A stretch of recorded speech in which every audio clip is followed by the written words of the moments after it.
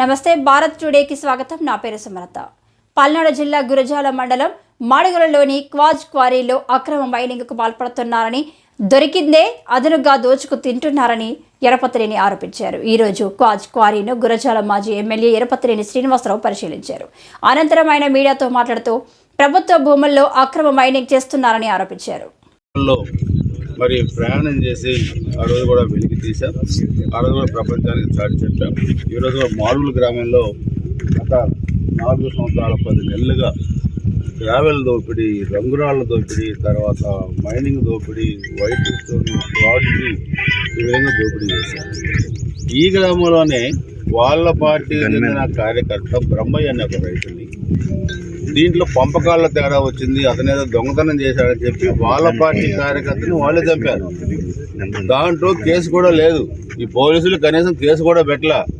పోలీసులు అడ్డగోలుగా ఎవరైనా తెలుగుదేశం పార్టీ కార్యకర్త గ్రావెల్ తీసుకెళ్లే లారీని ఆపితే, లేకపోతే స్టోన్స్ తీసుకెళ్లే లారీని ఆపితే స్టేషన్ పిలిపించి వాళ్ళకి కొట్టి మీకేం పని అని వాళ్ళ అరాచకాలకి ఒత్తాస వెలుగుతున్నారు పోలీసులు. ఆ అరాచకాలకి ఒత్తాస వెలిగే పోలీసుల సంగతి కూడా మేము రేపు ఆలోచించాల్సిన అవసరం వచ్చింది. డెమోక్రసీలో ఈరోజు అంబేద్కర్ గారి రాజ్యాంగం అమలు కావాలి, కానీ రాజారెడ్డి రాజ్యాంగాన్ని అమలు చేసే అధికారులను కూడా మేము చట్ట ప్రకారం చర్యలు తీసుకుంటాం. 2 నెలల్లో జరిగే ఎన్నికల్లో తెలుగుదేశం జనసేన ఉమ్మడి ప్రభుత్వం ఏర్పాటు చేయబోతా ఉంది. గురజాల నియోజకవర్గం, మాచల్ నియోజకవర్గాల్లో ఈ ఎమ్మెల్యేలు చేసే కాసు మహేష్ రెడ్డి, పిన్నెల రామకృష్ణ చేసే దోపిడీని మేము సిట్టు వేస్తాం, ఎంక్వైరీ చేస్తాం, అన్ని నిగ్గు తేలుస్తాం. ప్రభుత్వ భూములన్నింటినీ కూడా బోర్డులు పెట్టించి ప్రభుత్వం స్వాధీనం చేసుకుంటుంది. ఈ విలువైన సంపదని ఎంత విదేశాలకు తరలించారు, ఎంత బయట ప్రాంతాలకు అమ్ముకున్నారు, అన్ని కూడా ఎంక్వైరీ చేసి వాళ్ళ ఆస్తులు కూడా అటాచ్ చేసి చట్ట ప్రకారం కూడా చర్యలు తీసుకుంటాం. మిస్టర్ కాసు మహేష్ రెడ్డి ఇప్పుడు చెప్పాను, ఇదంతా కూడా కేజీఎఫ్ తరహాలో వేరప్పలాగా తరలించే ఈ రాయికి దీనికి సమాధానం చెప్పాల్సిన అవసరం ఉంది.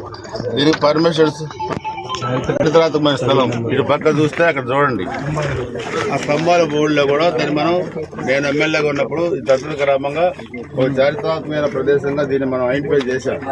దీన్ని ఆ రోజు మనం హెరిటేజ్ దీని కింద కూడా తీసుకొని ఈ ప్రాంతాన్ని అభివృద్ధి చేసి చారిత్రాత్మక ప్రదేశంగా అభివృద్ధి చేయాలనుకున్న ఈ ప్రాంతాన్ని ఈరోజు వేరప్పలాగా దోసుకునే పరిస్థితికి, మాఫియా అలాగా దోసుకున్న పరిస్థితికి వచ్చారంటే వీళ్ళకి గురజాల నియోజకవర్గంపై, పల్నాడుపై ఎంత ప్రేమ ఉందో ఈరోజు అర్థం చేసుకోవాలి. అధికారులు ఇప్పటికైనా కళ్ళు తెరవండి. ఈ వందల వేల కోట్ల రూపాయల విలువైన సంపదను దోచుకొని పోతుంటే మీరు కళ్ళు మూసుకొని ధృతరాష్ట్రంలాగా కళ్ళు మూసుకొని ఉంటే మీకు రేపు కూడా వాళ్ళతో పాటు మీరు కూడా ఇంటికి పోతారు. ఇప్పటికైనా ఈ సంపదని కాపాడి దీన్ని ఇక్కడ నుంచి బయట ప్రాంతాలకు తరలించకుండా అడ్డుకోవాలని నేను పోలీసు, అదేవిధంగా రెవెన్యూ, మైనింగ్, విజిలెన్స్, జిల్లా కలెక్టర్, జిల్లా ఎస్పీకి, రాష్ట్ర డీజీపీకి కూడా మీడియా ద్వారా విజ్ఞప్తి చేస్తున్నాను.